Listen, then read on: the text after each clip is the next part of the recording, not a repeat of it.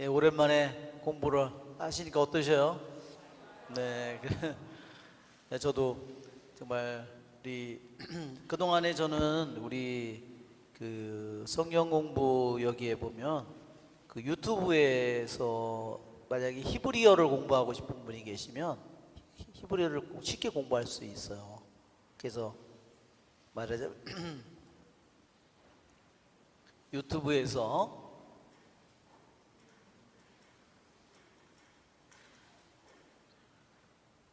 그래서 제목은 히브리어 알파벳이라고.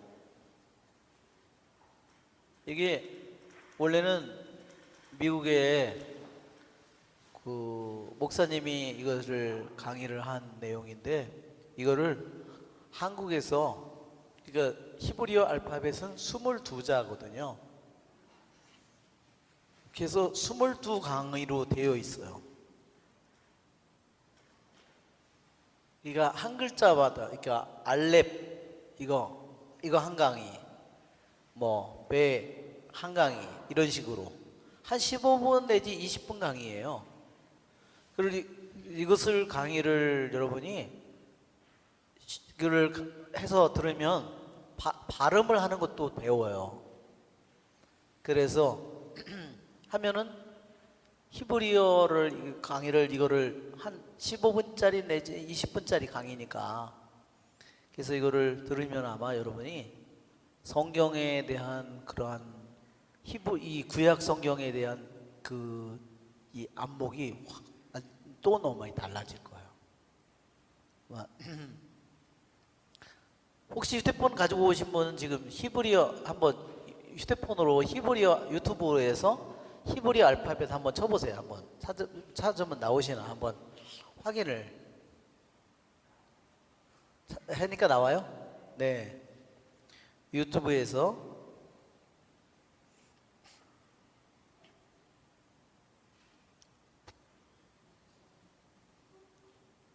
찾으니까 나오나요? 네. 마크 빌츠라고 나오죠? 예. 히브리어 알파벳. 마크 빌츠, 맞아요. 마크 빌츠. 그 수염 밑에 이렇게 난 말이 뭐 엄청 빨랍니다. 이렇게 얘기합니다. 왜냐면 15분의 짧은 시간에 이걸 하기 위해서. 그래서 맨 처음에 그 순서가 마크 빌츠의 히브리어 알파벳 알레프는 보니까 19분 10초라고 되어 있네요. 한번 여러분에게 그래서 제가 안내를 해드리는 겁니다. 그랬더니 교촌 치킨이 나오네. 네. 선전으로. 네, 선전 안 해도 잘 먹고 있는 건데. 뭐. 그래서 그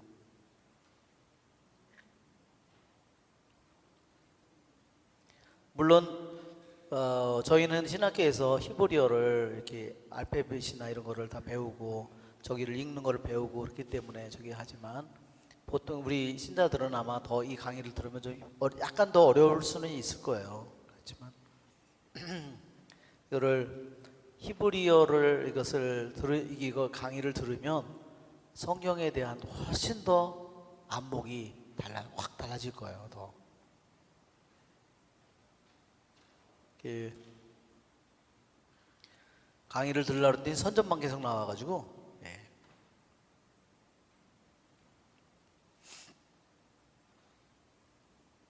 저도 이번에 이 강의를 저도 들으면서 정말 이 히브리어에 대한 더 생각을 더 많이 갖게 됐고, 내가 유대인들은요 이 창세기서부터 모세오경이 있죠. 창세기, 탈출기, 레위기, 민수기, 신명기, 이 5권을 외워야지 원래 그 유대인 성인식을 해주는 거예요. 그게 우리 초등성체 교리에서 이렇게 하듯이. 그런데 그걸 뭐냐면 다 외우는 거예요. 그래서 요즘에는요 여기를 또 하나 여기를 보면 또 혹시 이거를 원어로 만약에 이것은 인터넷에 다 열려 있는 거기 때문에 내가 성경을 이걸로 히브리어로 더 깊이 알고 싶다, 원어로 구약을 히브리어나 하면 여러분들이 바이블 허브라는 거를 여기를 해보세요. 바이블허브.com이에요. 바이블 허브. 이것만 쳐도 나올 거예요. 바이블 허브라는 거를 치면 그냥 구약은 히브리어로, 신약은 그리스어로 그냥 다 여러분이 누르는 대로 다 그냥 나와요. 단어의 원래 뜻은 뭐고, 이 단어가 성경에서 전체에서 몇 번이나 빈도수가 사용됐고, 어떤 뜻으로 사용됐고, 뭐 어원은 뭐고, 하여튼 모든 것이 다 쉽게 공부를 할 수 있어요. 모든 성경을 쉽게 원하는 사람들 모든 것을 쉽게 할 수 있는 길이 다 열려 있습니다.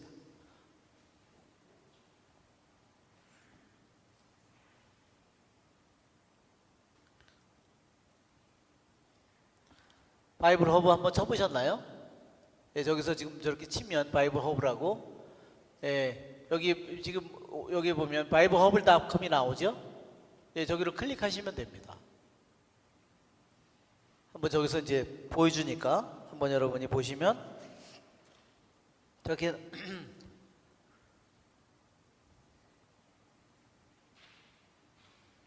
자, 여기 위를 가시면 바이블 허브 여기 보면 여기 맨 위에 보면 제네시스 다 물론 이제 영어로 돼 있어요. 제네시스 성경의 제목을 가리키고, 그 다음에 여기는 장절을 의미하고, 이거는 버전, 어떤 버전인가가 뭐 버전은 수백 가지입니다. 그 다음에 코멘터리, 거기에 대한 주석, 그 다음에 언어. 자, 일례로 그 다음에 이제 여기를 보면 NIV, 이게 버전이에요. New Interpreted Version, 뭐 이런 NLT 버전, ESV 버전이고요. 여기 보면 인터리니어 챕터를 한번 쳐보세요. 아니 여기 이널린 요걸 누르면 그냥 나옵니다. 그럼 오늘 지금 우리가 다니엘서 지금 다니엘서 7장, 자, 우리 다니엘서 7장을 보면 한번 일례로 다니엘서 7장을 다시 한번 펴봅시다. 다니엘서 7장에 자 7장 25절을 한번 눌러줘 보세요. 다니엘 7장 25절. 또 스크롤바를 내려가면 여기 25. 자, 여기 보면 이렇게 나왔죠. 여기 25절이 히브리어로 다 이렇게 나오는 겁니다. 여기 보면 여기 이게 원어고, 워 이게 and라는 말이에요. 이게 워, 요 앞에 있는 워, 멜렌 이건 복수를 의미합니다. 임 이런 것은 복수를 의미해요. 그러니까 원래 단어만 따지면 요거예요. 요거 한번 4406을 한번 쳐보세요. 눌러 클릭해 보세요.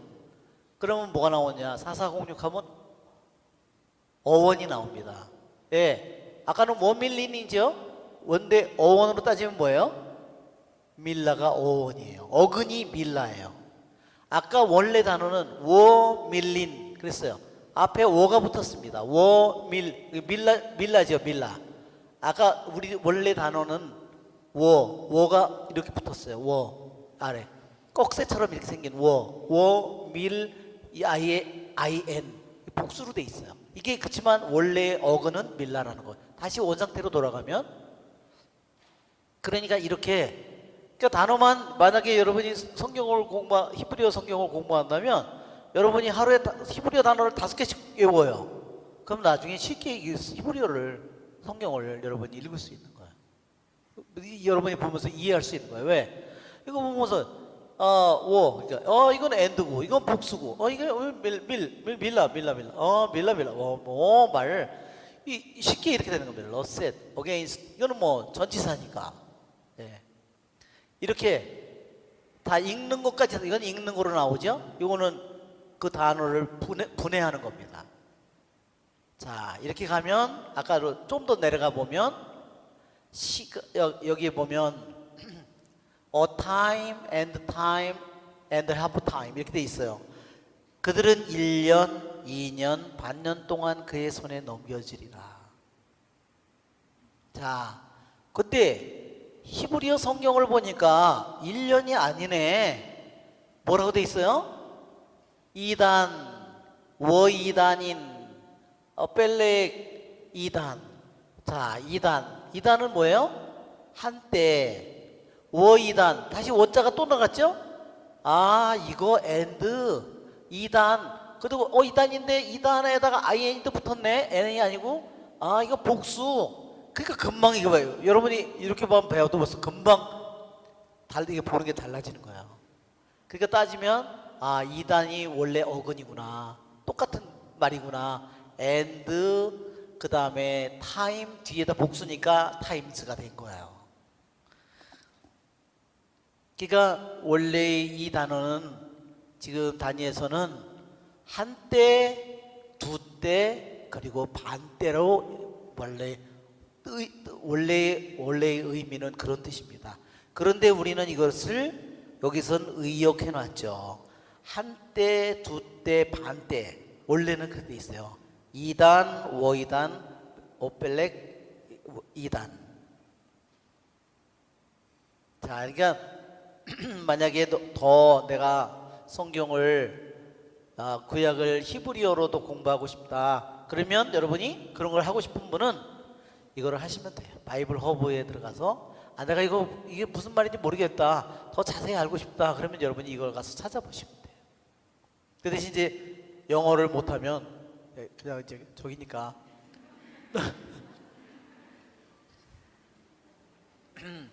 그래서 만약에 내가 영어를 좀 저기 하시는 분이 있으면 그렇게 하라는 뜻입니다. 자, 우리 이제 다시 우리 거룩한 불을 아까 얘기하다가 거룩한 불이 처음에 어디서 내려왔다고 그랬죠? 예, 탈출기에 말하자면 맨 마지막에 40장에 보면 성막을 완성했을 때 거룩한 영광이 하나님의 영광이 내려와요. 그때 불이 그 제물을 태우는 거나 마찬가지입니다. 그리고 그 불이 계속해서 그 불을 꺼뜨리지 않고 그들이 그것을 지켜가지고 약속의 땅에 들어갔고, 약속의 땅에 그 다음에 그들이 거기서 그 임시 성전을 세우잖아요. 그래서 나중에 계약의 나중에 예루살렘에 와서 성전을 짓고 그 불이 계속 그들이 그 불을 지키고 살아온 겁니다. 사제의 가장 중요한 일이 그 불을 지키는 거예요.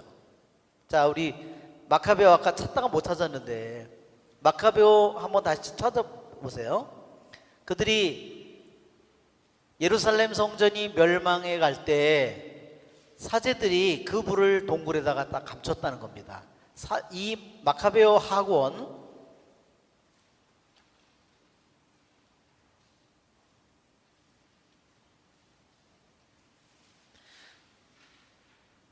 자, 마카베오기를 읽어보면 여러분 이번에 성경 읽기 하시는 분들은 마카베오 이미 읽었죠? 그 읽으면서 여러분이 혼돈을 느꼈을 거야. 아니 이놈의 마카베오기는 내용이 앞으로 갔다 뒤로 갔다가 뒤집어졌다가 이게 왜 이러지 마카베오가? 자, 마카베오는요, 마카베오 1권이 있으면 2권은요 마카베오 1권의 시대가 다 끝난 다음에 다시 마카베오 2권이 이어진 게 아니라요, 마카베오 1권에서 쓴 내용들을 다시 이것들을 반복한 거예요. 여기에 들어가지 않은 부분을 또다시 여기다가 갖다 써놓은 겁니다. 추가해서 넣은 거예요. 그러니까 시간 순서가 맞을 리가 없어요. 그래서 마카베오 1권의 시대가 다 끝나고 마카베오 하권 새로운 시대가 열렸다고 생각하면 착각이라는 거예요. 그러면 계속 혼돈을 느껴요. 알았죠? 마카베오 하권은 마카베오 상권에 빠져있는 부분 중에서 특히 성전에 관련된 부분, 제단에 관련된 부분, 그런 부분들을 거의 여기서 보충해서 집어넣은 것이지 시간의 순서가 마카베오 상권이 끝난 후의 얘기가 아니라는 거예요. 그러니까 이 내용이 다 여기에 겹쳐서 다시 들어가 있습니다. 자, 거기에서 특별히 마카베오 하권의 1장 이집트에 사는 유다인들에게 보내는 편지. 자, 18절을 한번 보세요. 우리는 키슬레우 달 스물닷째 날에 같이 읽어볼까요? 성전 정결 예식을 거행하려고 합니다. 그래서 이를 알려 여러분도 초막절과 불의 축제를 지내도록 하는 것이 마땅하다고 생각합니다. 이것은 하누카 축제를 말하는 거예요. 그러니까 이집트에 사는 유다인들에게도 성경에 모세오경에는 없지만, 즉 모세오경에 하느님께서 정해주신 축제가 있죠. 그 뭐예요? 과월절, 그죠? 그 다음에 무교절, 초실절, 오순절, 그죠? 그 다음에 7월 첫날, 티시리 첫날, 신년제, 그 다음에 그 티시리 달에 하는 속죄일, 그죠? 그 다음에 초막절. 이 7개 하느님이 하라고 레위기에서 23장에서 말한 지키라고 한 축제가 아닌데, 여기서 보면 이집트에 살고 있는 유대, 하느님이 지키라고 한 거는 7개밖에 없는데 왜 이걸 우리가 하누카를 지켜야 돼? 이집트에 사는 우리들이. 그러니까 편지를 보낸 거예요. 자, 여기서 그 부른 느헤미야가 성전과 제단을 세우고 희생제물을 바칠 때 나타난 것입니다. 우리 조상들이 페르시아로 끌려갈 때 당시의 경건한 사제들이 몰래 제단의 불을 가져다가 물 없는 저수동굴 깊숙한 곳에 감추어 놓고 아무도 그것을 알아내지 못하게 만들었습니다. 오랜 세월이 흘러 하느님께서 보시기에 알맞은 때가 되자 페르시아 임금의 명을 받고 파견된 느헤미야가 그 불을 감추어둔 사제들의 후손을 보내어 그것을 가져오게 하였습니다.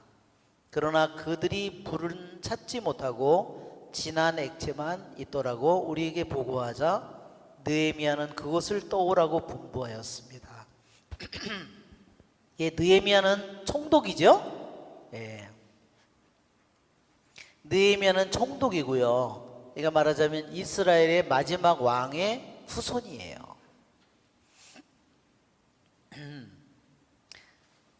희생제물을 바칠 준비가 되었을 때 느헤미야는 사제들에게 나무와 그 위에 놓인 것에 그 액체를 뿌리라고 명령하였습니다. 그러니까 불을 붙인 게 아니죠.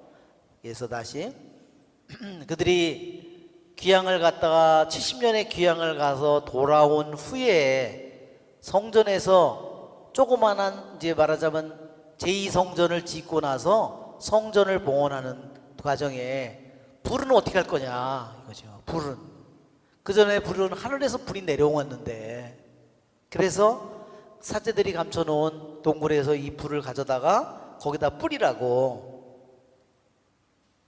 희생제물을 바칠 준비가 되었을 때 느헤미야는 사제들에게 나무와 그 위에 놓인 것에 그 액체를 뿌리라고 명령하였습니다.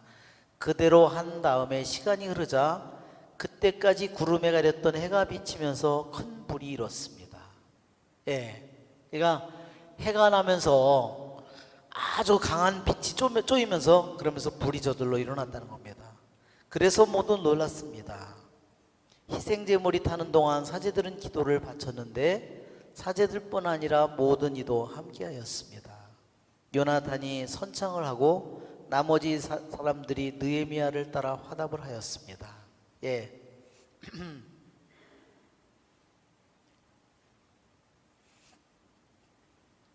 그래서 이렇게 이것이 바로 이제 거룩한 불이 끊임없이 이렇게 계속되고 있는 겁니다. 그래서 그 이제 예, 이제 여기 그 마카베오 학원에서는 그러니까 그 성전을 정화한 이야기가 상권에 나와 있다면 성전을 정화하고 봉헌했다.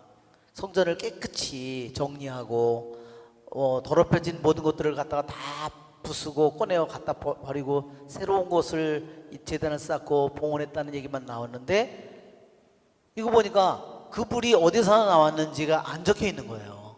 그러니까 그거를 하는데 마카베오 학원이 그런 부분을 제일 강조한 거다 하는 겁니다. 그런 부분을 추가하는 거예요.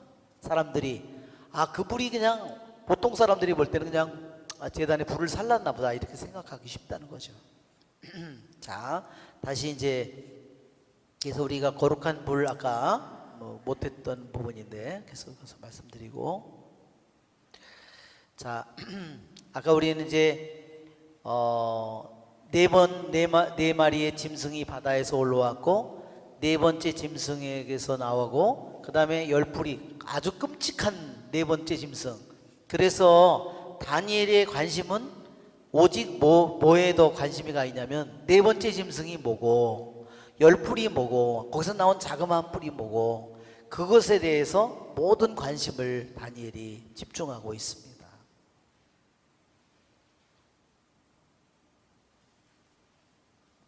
그래서 15절부터는 천사가 환시의 뜻을 풀이를 해줍니다. 자, 이게 보면 2장에서도 분명히 거대한 상이 등장하죠. 네부카드네자르 왕이 꿈을 꿨는데 거대한 상의 꿈을 꿨는데 그 잠을 이루지 못하죠. 그래서 도대체 이게 뭘까? 그거를 앞으로 다가올 이 세상의 역사를 미리 보여주는 것입니다. 그것은 한편으로 뭐예요? 거대한 상이죠. 그래서 사실 우리들이 이 세상의 몽고의 중국의 역사, 무슨 역사, 세계의 강대국의 역사를 우리들이 보면 그 하나의 정말 상과 같아요. 그냥 시간이 지나면 언제 어디서 문명을 거대하게 만들어 놨지만 나중에 되면 어디에 왕궁이고 이거 성벽이고 다 나중에 풀로 다 뒤덮여 버리고 맙니다. 자, 거기서 그 상에서 어디서부터 떼어내지 않은 돌 하나가 날라와서 발가락을 치면서 그 상이, 거대한 상이 흔적도 없이 사라지죠. 그렇죠? 그것은 뭐래?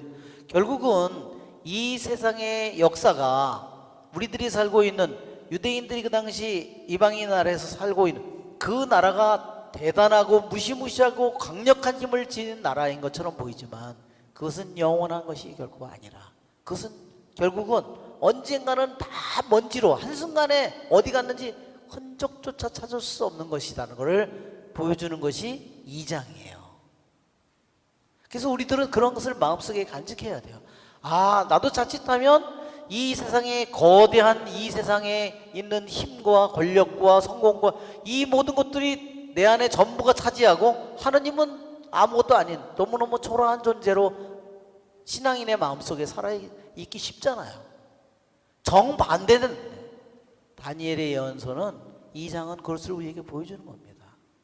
언젠가는 하느님의 말씀 하나를 통해서 흔적도 없이 사라질 모든 것들인데 우리는 그것을 자칫하면 그것을 우상을 숭배하고 거기에 우리가 꿇어 절하는 사람으로 살아갈 수 있다는 겁니다. 그것이 2장의 이야기였다면 7장의 이야기는 초점이 더욱더 뭐였냐면 똑같은 바빌론, 그 다음에 이올 메데 페르시아, 그 다음에 그리스 제국, 그 다음에 로마 제국이지만 여기에서 더욱더 초점을 맞춘 것은 더욱더 세상에 똑같이 이장과 똑같은 그 세상의 왕국이 오겠지만 네 번째 왕국에 다가올 고난을 더욱더 상세하게 우리에게 알려줍니다. 네 번째 왕국은 어때요? 무시무시하다. 그 다음에 온 세계를 지배한다고 그랬어요. 거기에 특징은 그겁니다. 네 번째는요 뭐냐면 그래서 다니엘 7장이 나중에 묵시록에 그대로 다시 나오는 겁니다. 여기 뭐예요? 7장 7절에 앞에 모든 짐승과 다르게 생겼다 그랬어요. 뿔을 10개나 가지고 있다. 그 다음에 다시 이거를 반복해서 다시 얘기하는데 7장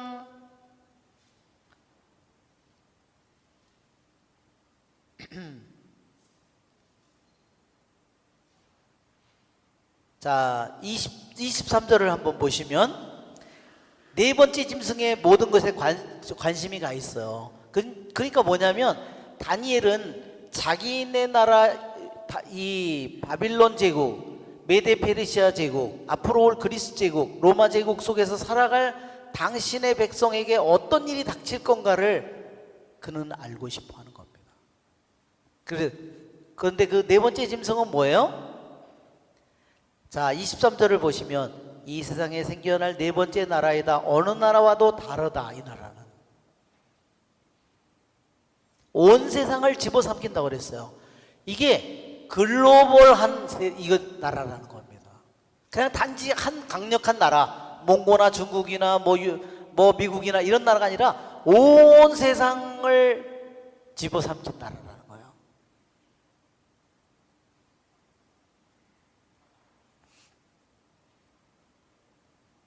그리고 온 세상을 짓밟고, 그러니까 온 세상을 지배하는 나라라는 것이 여기에 하나가 특징이에요.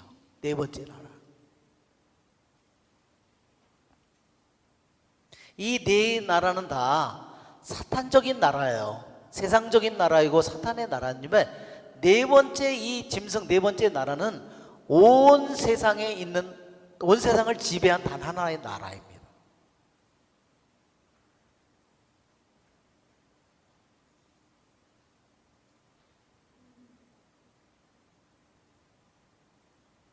그리고 여기 있는 25절에 보면 그는 가장 높으신 분을 거슬러 떠들어대고, 그러니까 뭐예요? 하느님을 모독하는 그러한 왕국이에요. 온 세상을 완전히 다스리지만 하느님을 모독하는, 그게 뭘까요? 사탄이 말하자면 사탄을 말하는 겁니다. 사탄의 나라죠. 지극히 높으신 분의 거룩한 백성을 괴롭히며 축제일과 법마저 바꾸려고 할 것이다. 그들은 1년, 2년, 반년 동안 그의 손에 넘겨지리라. 예, 1년, 2년, 반년, 한때, 두때, 반때라고 그랬죠, 아까? 이단, 워이단인, 오펠렉, 이단, 이렇게 해가지고, 이게 한때, 두때, 반때인데, 이거를 여기서 한때를 1년, 원래는 이게 한때가 1일이 될 수도 있고요, 한 주가 될 수도 있고 1년이 될 수도 있어요. 그런데 여기서 1년, 2년, 반년 이렇게 얘기합니다. 우리가 묵시록을 한번 볼까요? 묵시록 12장을 한번 보세요.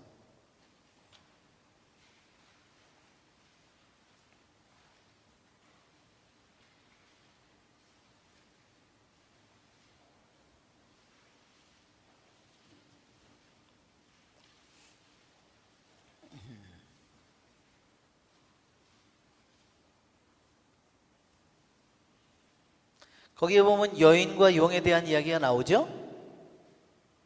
자, 6절을 보면 거기에는 여인이 1260일 동안 보살핌을 받도록 하느님께서 마련해 주신 처소가 있었습니다.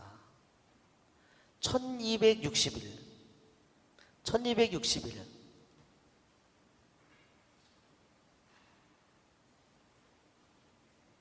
3년 반. 다니엘 7장에는 3년 반이고, 묵시록의 12장에서는 1260일이에요. 자, 유대인들이 이 당시에 바빌론 여기에 있을 때 이 사람들에게 바빌론, 페르시아, 유대인들의 달력이요, 1년이 360일이었답니다. 360. 그 다음에 한때, 두때, 반때 합쳐보시면 몇일까요?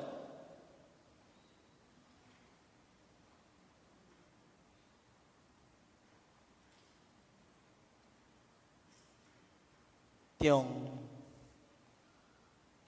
놀랍죠? 그러니까 한때, 두때, 반때가 한때 360일 1년, 두때 2년 720일, 반때 180일. 정말 소름 끼치죠? 이렇게 정말 이 모든 것이 이렇게 다 연결되어 있는 겁니다.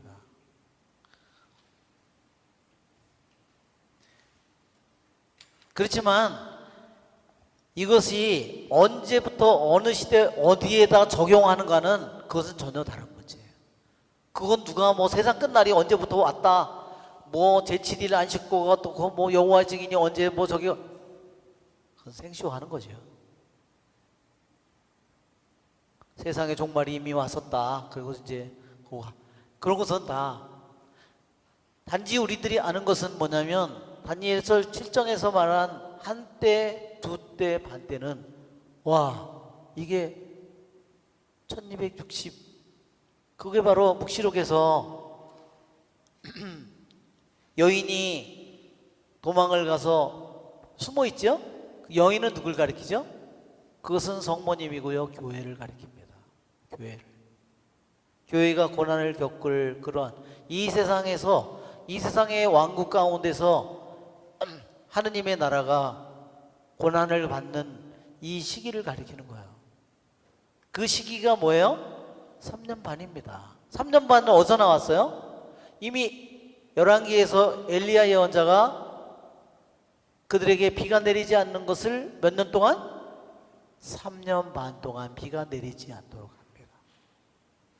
그러니까 와, 성경이 이게 엘리야가 3년 반, 와, 그게 다 연결되어 있구나.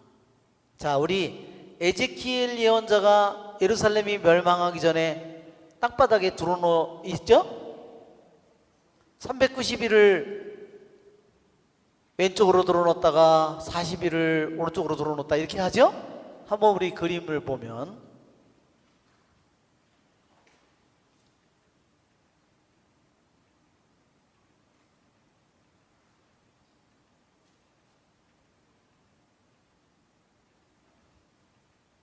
여기에 그림이 없나?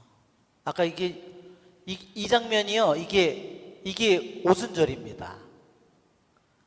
이 그림을 보면 여러분이 딱 오순절이라고 생각해요. 이게 뭐냐면 시나이 산에서 위에 가요, 이게 영광의 구름입니다. 하느님의 현존을 가리키는 거예요. 하느님의 영광의 구름이 내려와 있는 거예요. 하느님이 당신의 모습을 드러내는 순간이고, 그리고 하느님과 죄송합니다. 이거 제가 잘못해가지고 이거를 껐는지. 이게 이스라엘 백성이 하느님과 쌍방 계약을 맺는 날이에요. 이게 계약을 맺는다. 그래서 우리들이 항상 성경에 하느님은 자애와 계약을 지키시는 분, 신실하신 분, 항상 얘기할 때 이거예요. 이 하느님과의 계약, 첫 번째 계약을 가리키는 겁니다. 이게 뭐로부터 50일째? 에집트로부터 탈출, 과월절 날로부터 제50일째 되는 날이다.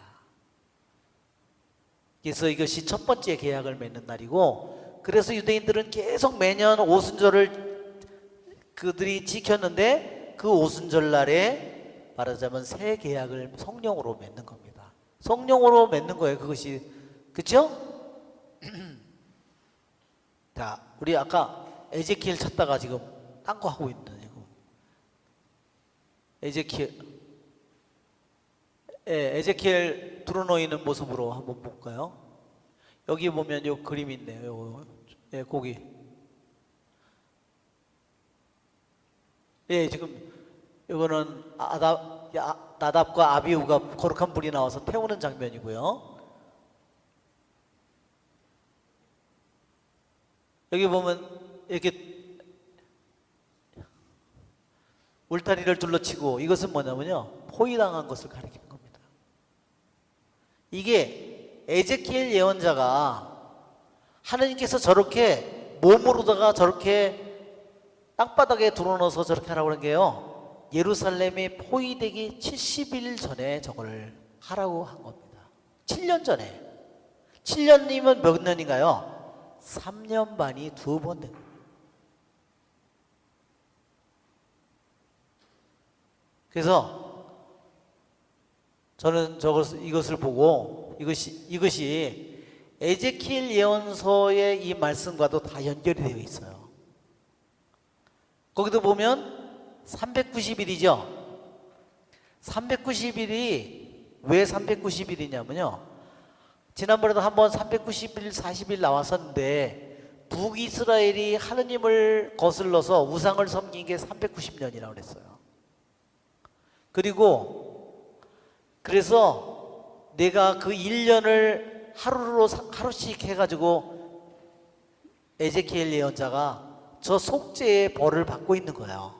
390년을 대신해서 390일, 유다가 40년을 해서 40일 이걸 하는 건데, 390은 또 뭐냐면요, 360 플러스 30이에요. 그게 뭐냐면요, 그게 윤년이면 저렇게 된대요. 윤년에는 한 달이 더 들어가잖아요.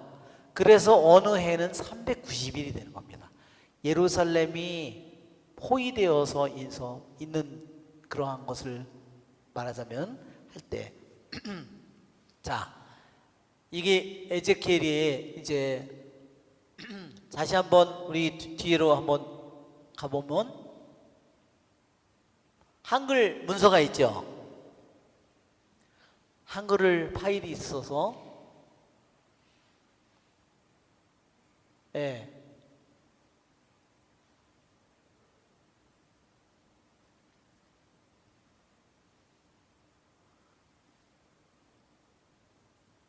위에가 좀, 아니, 밑으로, 맨 밑에 있는 그림만, 그거.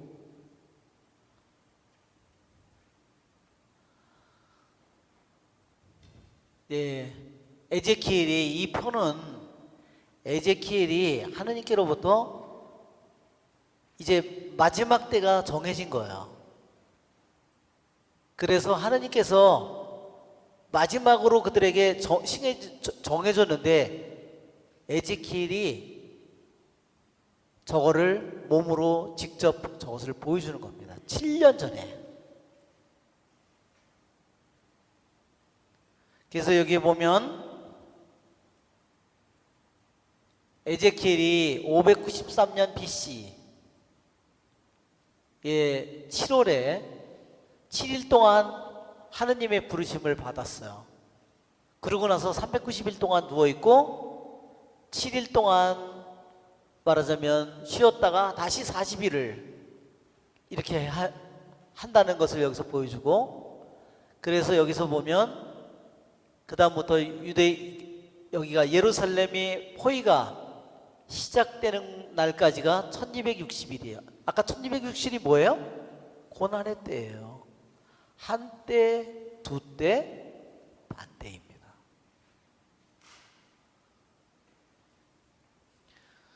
그러니까 에제키엘에게 이미 다니엘서에 한때, 두때, 반때가 나오는데, 이미 이것은 뭐예요? 여기 있는 것처럼 1260일 한때, 두때, 반때. 너희들이 하느님께서 이미 보여준 거예요. 너희들이 더 이상 내 말을 안 들으면 너희들이 예루살렘에 포위될 거다.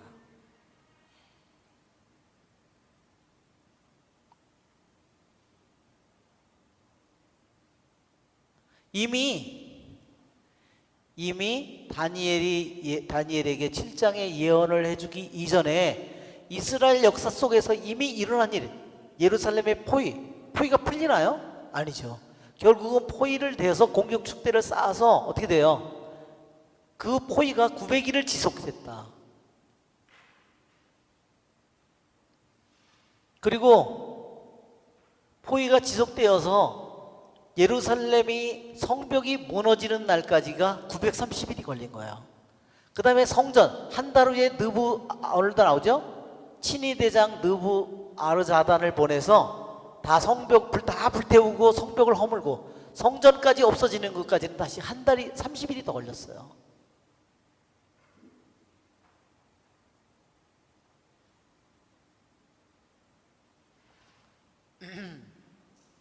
예루살렘이 포위된 거는 900일, 그러니까 성벽이 무너진 거죠. 이게 예루살렘이 함락되는 것까지는 900일, 성전이 무너지는 데까지는 930일.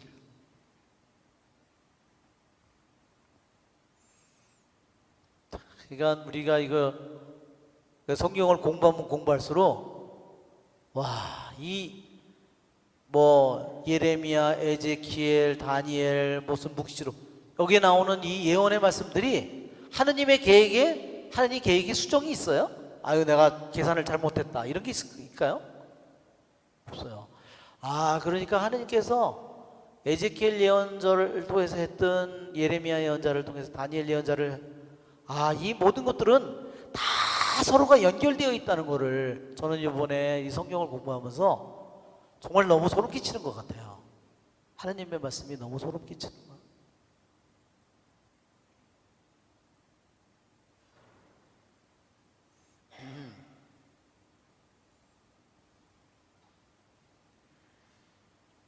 그러니까 우리들이 정말 이런 것을 생각할 때 하느님께서 우리에게 정해준 하느님 우리에게 주신 말씀을 순종하는 사람에게는 어때요? 이런 걸 걱정할 필요가 없겠죠? 네. 왜냐하면 왜 걱정할 필요가 없냐면 이 고난의 시기가 다가올 때 왜냐하면 하느님의 옥자가 놓일 시간이 다가오고 있다는 겁니다. 그것이 우리를 하느님을 믿는 사람들의 이 세상에 코로나가 지금 서막이라고 그러잖아요. 저는 미국은 완전히 손났어요. 그거를 할 수가 없습니다. 미국의 의료 체계가요, 사람들을 전수조사를, 이거는 아예 불가능해요. 시스템이. 그냥 죽을 사람은 죽고, 그냥 내버려 두는 거예요. 미국의 체계로는 할 수가 없어요. 그렇게 강력하고 부유한 나라인데요, 그걸 전혀 할 수가 없는 거예요. 완전히 손났어요. 다른 나라도 물론 마찬가지죠. 저는 우리나라에서 하는 게 정말 소름 끼쳐요. 우리나라에서 하는 게 소름 끼쳐요. 어떻게 그 사람들을, 신자 온 사람들을 다 해가지고 전수조사를 해가지고 그거를, 이건 정말 오늘 아침에 일어나는데 세상에 우리나라는 이게 믿을 수가 없구나. 어떻게 이렇게 저기를 할 수가 있지. 야, 다 세상이 멸망해도 한국 사람 살아야 남겠구나.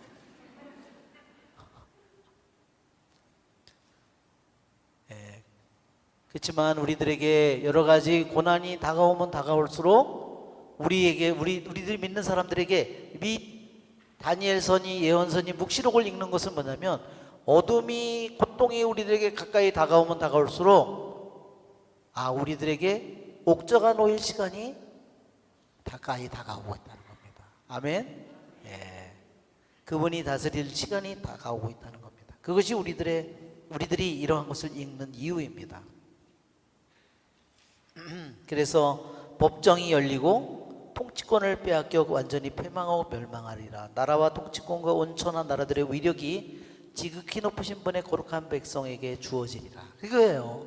그 고난의 시간이 이 세상에 덮쳐올 때 바로 우리들에게 이러한 일이다. 그들의 나라는 영원한 나라가 되고 모든 통치자가 그들을 섬기고 복종하리라. 예, 우리 다음번에 그 다니엘서 9장 마저 마치고 다시 계속 이어지겠습니다. 영광이 성부와 성자와 성령께, 성부와 성자 성령의 이름으로 아멘. 네, 수고하셨습니다. 네.